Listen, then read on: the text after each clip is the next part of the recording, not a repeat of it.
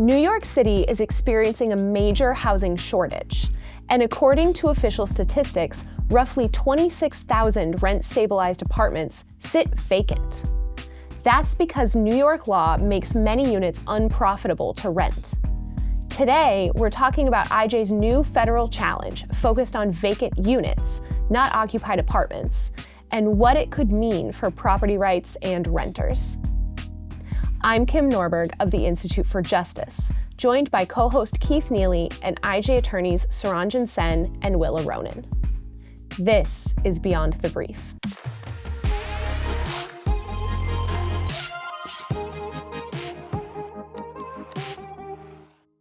So Will, tell us about Pashco and Tony Lujurai and what's going on with their building in Manhattan.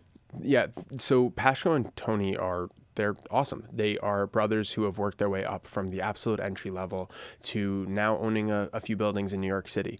Pashco actually started as a doorman, and now his brother, and his late father bought a few buildings. And when we're talking about this, we're not talking about like skyscrapers on Billionaires Row. We're talking about small pre-war buildings that have actually provided really fantastic homes for their tenants. The specific building that our case is about is in Washington Heights. I think it's about 30 units. And because of just the, frankly, absurd history of New York City's rent stabilization regime, the prices for identical units are just all over the place. And they have two that are just going to stay vacant because the maximum legal rent that they're allowed to charge is just absurd. It's something like $800 or $900, and it is economically entirely not just a bad idea, it is irrational and bad for business for them to rent out these apartments, take on tenants for that amount of money. It requires more than $100,000 when I say of renovations, but I'm not talking like putting in marble countertops. I'm talking about the constantly moving target that New York City does by requiring more and more from landlords while simultaneously freezing their rent at records from the 1960s, 1970s, just absurd numbers. Suranjan, could you help break down some of these numbers just a little bit more granularly? Because someone listening kind of at first blush might think, oh, wow, okay, they can rent it out for $800 a month. Why isn't that enough? Could you talk about the costs of renovation and how much they could make instead if they could lease this unit at an appropriate market rate? Absolutely. So for these units, especially the units that this case is about, the previous tenant lived there for decades, some like 4 decades, maybe even 5 decades.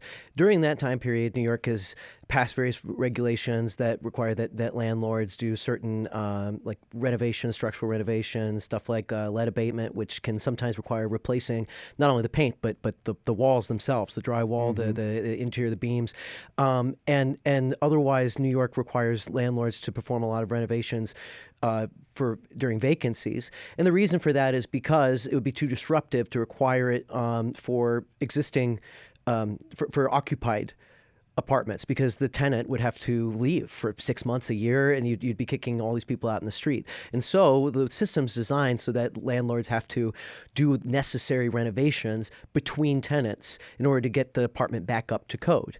And so when you have these units that have been occupied for decades straight, that's a lot of renovations that needs to be done. The floors have gotten maybe a little uneven. As I said, there might need to be lead abatement to be done to basically replace the walls. You're essentially in a lot of these units having to basically reconstruct them from scratch, and which require, as I said, 6 months to a year more of construction work. We're talking hundreds of thousands of dollars per unit. And so before you could rent out this unit for something like $600, $800 a month, you would have to perform hundreds of thousands of dollars of renovation on the unit. And that's money that Tony Pashco are never going to recover in certainly their lifetimes, potentially ever.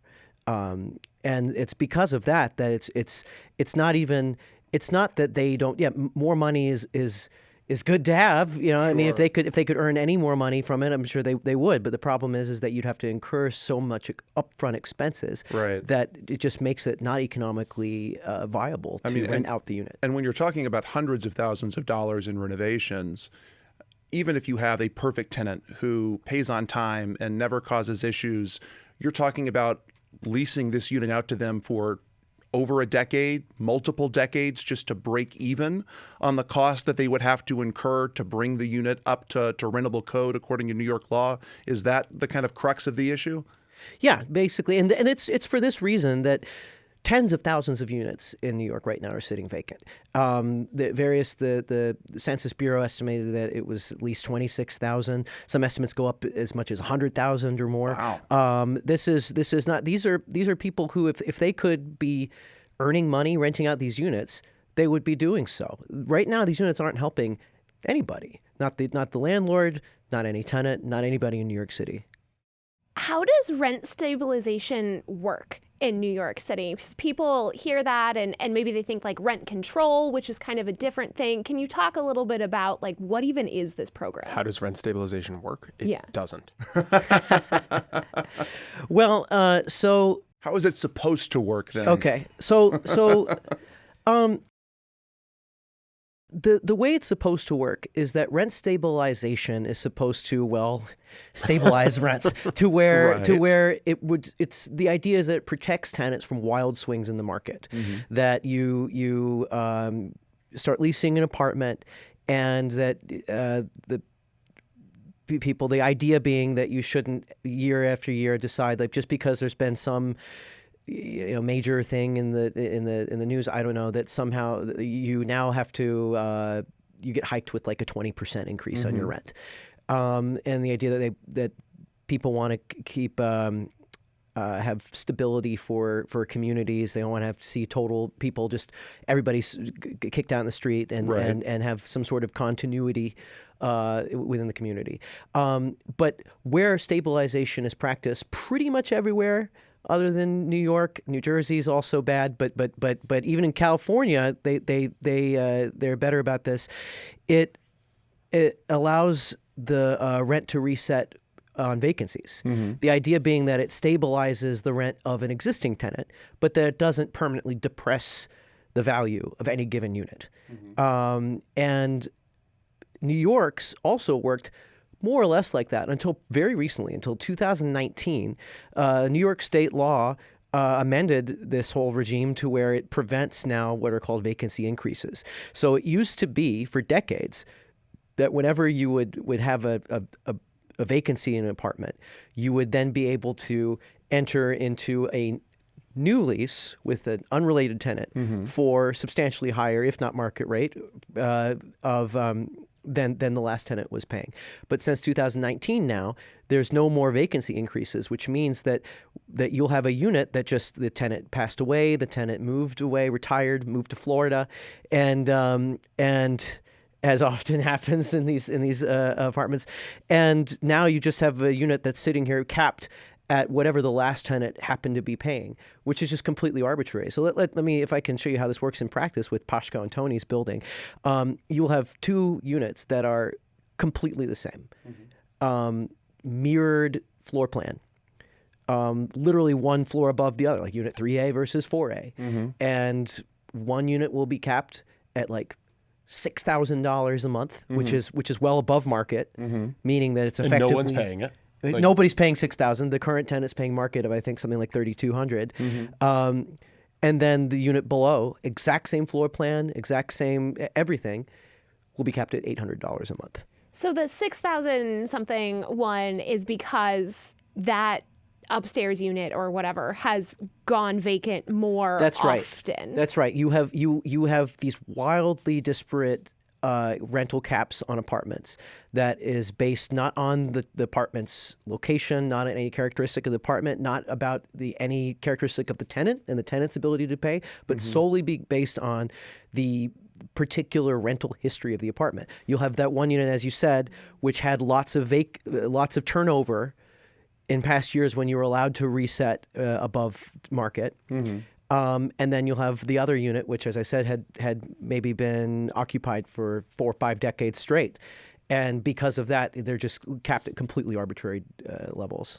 So is it that you can literally do zero increase while it's vacant, or can you increase it at all? It's just very, very low, or how does that work? You can increase it according to whatever is the current year's regular annual increases. So I guess to further answer, I guess, how this whole regime works, there is a board, a rent guidelines board, that determines annual rent increases that are allowed for just stabilized units generally. And that's just every year for occupied versus vacant apartments, doesn't matter. You're subject just to that for whatever the current year is. I should also say that this whole regime applies only to buildings that were constructed as of 1974. And so... Why 1974? That's a great question. The answer is because this regime was started in the early 70s, and it was conceived as an emergency law that would expire of its own terms after 3 years. And so I guess they thought, we're just going to sort of hold rents for a little bit now, and then it'll expire. And then New York City proceeded to renew the emergency every 3 years for the last 50 some years. And so it doesn't really make sense anymore. Maybe as of 1974, maybe it could make sense that you're saying, like, well, this is only going to be a brief period of time. We want to be able to allow people to build new buildings, get into new leases. If you're declaring a renewed emergency of housing in 2025, I'm not sure why that should apply only to buildings that are more than 5 decades old. But here we are. Well, it There's does kind of feel like we're in sort of a housing, I don't want to say emergency, but there is like a significant housing problem in this country, and particularly in New York City. And so is there any reason to think that this regulation is responsive to that situation, or is it making the situation worse? Absolutely not. It's making it much worse. So if I may... I've thought about this a little bit. Sure. So what's a funny thing in this case is that we are sort of drawing attention to this sort of, New York has been abusing this, what I would call emergency powers statute, but we're not suggesting there's not an emergency in housing. I think one certainly could argue that there is an emergency in housing, but to the extent there is an emergency in housing, it's in large part precisely because of programs like this, which discourage people from building, from leasing, that you'll either make it literally economically inviolable, as the vacant units in Tony and Pashco's apartment, or you make it just so difficult for people to become landlords or to add housing. We right now there's so many constraints in people's ability to add housing supply, and I think that's what our case ultimately is about. This case is not about landlords being able to increase the rent on tenants. This is a case about people being able to put units on the market in the first place. So, Will, what is the legal theory behind our case? Like, what claims are we bringing? So, number one is it's a taking. It violates the Fifth Amendment because New York City and New York State have effectively regulated these units out of existence. They have capped it at such an arbitrary and irrationally low number. They are effectively worthless. There is no value to this leasehold, and if government is going to take someone's property for the purported public use of providing housing, okay, but they then have to pay for it. That's the first claim. Do you want to expand on this, others? I think that the following analogy helps people really understand where this case is getting at. We have a fraught history of price controls and judicial review of price controls in this country. Some would say price controls are un-American. I might say that, but anyway, you might. Huh? I might. But this New York's regime goes even beyond that. It's one thing to say you're not allowed to sell milk for more than whatever, $5 a gallon. I don't know. We can discuss the propriety of that, the limits of that. It's quite another thing when you point at this dairy farm and say you're not allowed to sell your milk for more than $5. But you point at another dairy farm and you say you're not allowed to sell your milk for more than $10. other farms can sell milk at whatever they want. Or even worse, to point out a specific cow and say that we're going to cap, you can't sell this cow's milk for more than $5 a gallon, but you can sell that cow's milk for more. What we're picking and choosing among effectively identical units of property. Sure. And it highlights how selective and arbitrary this whole regime is. And that sort of underlies all of our claims for this case, whether it's the takings claim, we have a due process claim that gets on how these numbers are just not really based on anything that has to do with anything.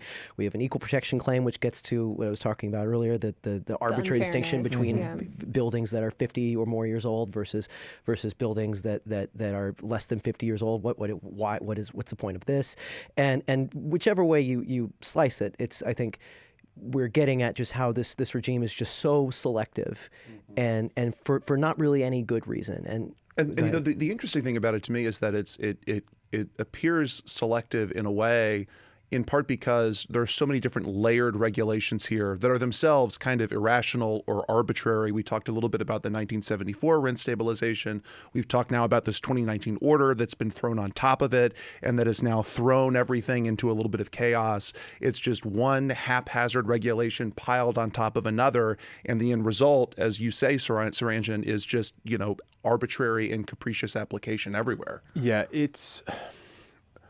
So I practiced law in New York City for about a decade before I came to IJ, and you really hit the nose, like just hit the nail. Our lawsuit is very much specifically tied to the vacant apartments. That's all we're trying to achieve here. That's the only challenge we're doing. It's very narrow. But when you do take a step back, and coming back to your question in the beginning about like what are the costs associated with like being a landlord, it is a regulatory nightmare. It is a ton of different agencies with tons of different rules, tons of different permitting requirements.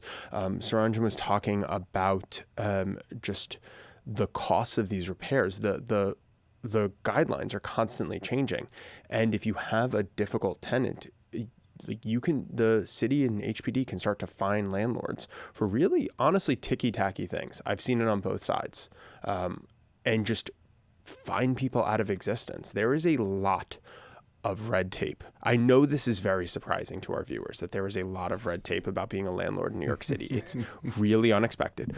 But the administrative and regulatory cost is insane and increasing by the day.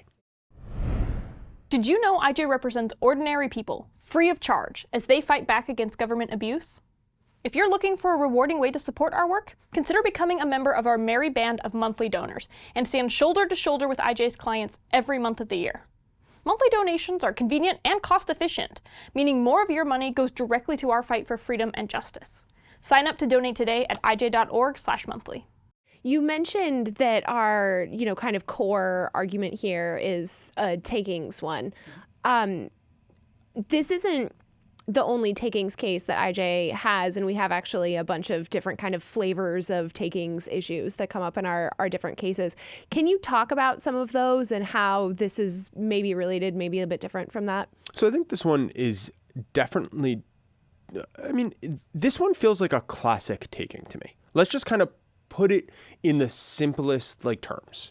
So the government is maintaining that providing housing is a public use, right? Like, it is a good thing that government should do. It should provide housing. I'm not going to argue with that. I get that point. It's probably true. But if the government wants to do that, then it should provide the housing.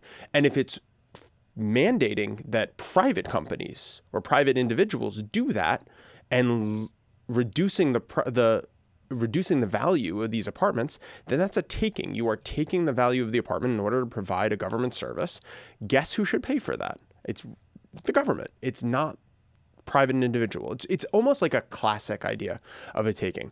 Other takings, actually, that Suranjan and I did together, we did the trial for one of the SWAT takings, where the government, again, needed to engage in an unpleasant and a painful activity of catching a criminal and hurting and damaging an unrelated innocent party's property in the process. The government needs to catch that criminal, certainly when that person is dangerous, but it shouldn't just fall to the random innocent bystander. You got to do it, but you got to pay for it. A lot of people have been kind of paying attention to New York and housing in New York City in particular recently. There was a recent election in New York City that, viewers may be familiar with, apparently. And housing was a big part of that election. Is there any connection here between kind of our case and the kind of discussions that are going on there? Or, how are we thinking about that? So to back up for a moment, there have been decades and decades of various constitutional challenges to various rent control regimes, and specifically New York's. Pretty much all of them have failed. And I think that we've conceived of this case as one very narrow way of establishing some sort of guardrails for, look, to the extent you can regulate the landlord-tenant relationship, you at least have to do X, Y, Z, which in our case is you have to allow the unit to reset to market rates between tenants. And that aspect doesn't have anything to do with the election or with the incoming Mayor Mamdani of New York. And that's because we're challenging a state law, which prevents... Yeah, that's the most surprising part of this case, actually, that it seems like this is a city-specific issue, but the city kind of can't do anything about it. The state legislature has to do something about it. That's right. In 2019, that, as we said before, the amendment to this was by Albany in New York that says that New York City's rent guideline boards may no longer grant vacancy increases. So even if you had the most pro-landlord mayor ever coming to New York City, that mayor would be unable to grant vacancy increases. And so all of the kind of what the current issues are about is about what exactly Mayor Mamdani can or will do doesn't really have anything to do immediately with our case, because he can't give vacancy increases even if he wanted to. But what I think that we're hoping with this case is that the judiciary will take this, having seen the various calls for more rent regulation, will take this case as an opportunity to maybe establish the sort of rules again of, okay, here's the extent you can go, government can't go further than this in this area, and that could allow people some room of knowing what to expect, what is legitimate, how to go about this the right way, because frankly it is a problem of housing. I'm not going to deny that people it's a huge problem that people don't have legitimate grievances in looking at how expensive it is to afford housing. We're hoping that we can spur the regulators to go about this in a smarter way. It's going to get worse. The system is already breaking. And the vacancy allowances has only been, as Suranjan said, or disallowance has only been since 2019. That's 6 going on 7 years. And you are seeing landlords breaking. We talked a lot about Pashco and Tony's apartment, but while generating this case, we saw a lot of buildings and a lot of units. I saw right next to my law school a gorgeous building in a really, really, really nice street where an apartment is regulated at $400. That apartment does not exist. We saw another building deeper in Brooklyn in a really beautiful place by a bunch of subways. I've walked by it a bunch of times. And there are multiple units. One was at $400 to $500, another at $800. And you're talking pre-war 2-3 bedrooms, enormous, gorgeous apartments. And the lack of those units is throwing off the entire finances of buildings. And just people are not going to be able to afford to keep it. And we talk about